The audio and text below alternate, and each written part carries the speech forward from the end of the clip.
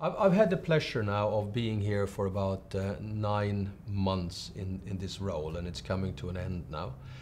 And in that period, I've engaged with policymakers, I've engaged with bureaucrats, I've engaged with universities, and I've also had the pleasure of engaging with firms.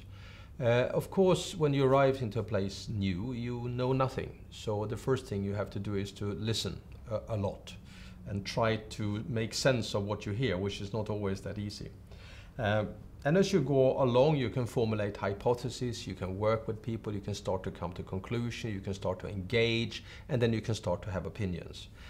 So now at the end of my residency, I can say a few things where I think you should change, which I couldn't do when I started because I just didn't know enough.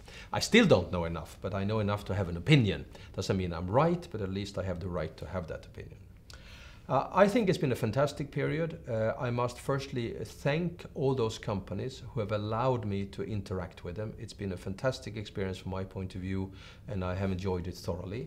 The outcome of that is to, I think, on both sides, change our thinking on how we engage around business model innovation. In other words, innovating to appropriate more money in firms. I've also engaged with the bureaucrats both here and in Canberra, and again I'd like to thank them for the opportunity to do so. And I have found that there are many interesting paradigm shifts that I think needs to take place. And coming from the outside, you can ask questions that may not normally be asked, and you can come with propositions which sometimes are received with horror, but at least you force people to reflect on them. And I've also had the opportunity to engage with the political decision makers and the policy makers. And again, I found it very interesting. It's interesting to see the mindset. It's interesting to see the prioritization, which again differs from what I'm used to where I come from.